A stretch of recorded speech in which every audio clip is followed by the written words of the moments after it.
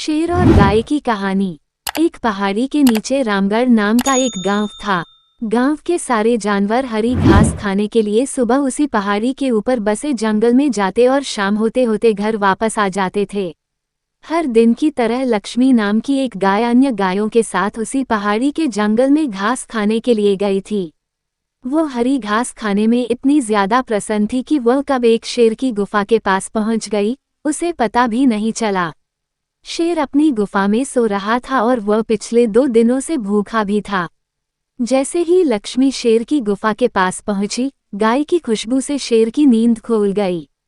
वह शेर धीरे धीरे गुफा से बाहर आया और गुफा के बाहर गाय देखकर खुश हो गया।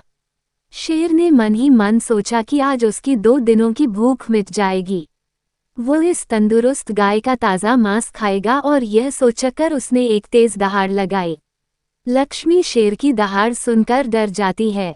जब वह अपने आसपास देखती है तो वहां दूर दूर तक उसको कोई भी दूसरी गाय नहीं दिखी।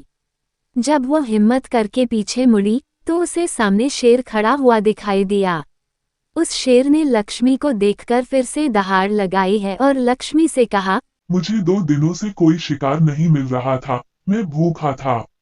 शायद इसलिए भगवान ने मेरा पेट भरने के लिए तुझे मेरे यहाँ पर भेजा है। आज मैं तुझे खाकर अपनी भूख मिटा लूंगा।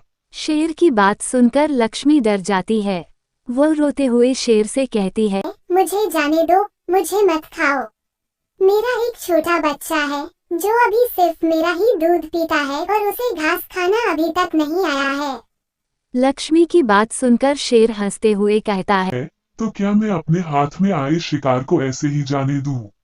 मैं तो आज तुझे खाकर अपनी 2 दिनों की भूख मिटाऊंगा। शेर के ऐसा कहने पर लक्ष्मी उसके सामने रोने लगी और विनती करते हुए कहती है कि आज मुझे जाने दो।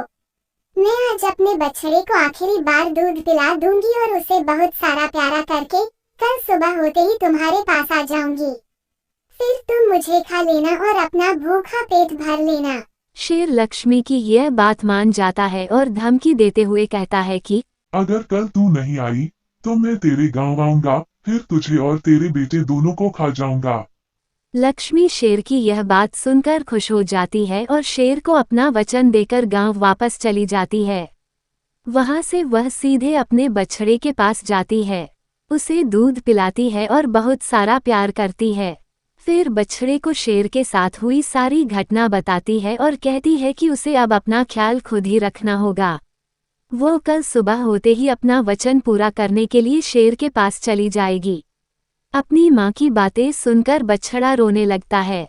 दूसरे दिन सुबह होते ही लक्ष्मी जंगल की तरफ निकल जाती है और शेर की गुफा के सामने पहुंचकर शेर से कहती है, अपने वचन के अनुसार मैं तुम्हारे पास आ गई हूँ। अब तुम मुझे खा सकते हो। गाय की आवाज सुनकर शेर अपनी गुफा से बाहर निकलकर आता है और भगवान के अवतार में प्रकट होते हैं। वो लक्ष्मी से कहते हैं, मैं तो बस तुम्हारी परीक्षा ले रहा था। तुम अपने वचन की पक्की हो, मैं इससे बहुत प्रसन्न हुआ। तुम अब अपने घर और बछड़े के पास वापस जा सकती हो। इसके बाद वे उस गाय को गौ माता होने का वरदान भी देते हैं और उसी दिन के बाद से सभी गायों को गौ माता कहना शुरू कर देते हैं।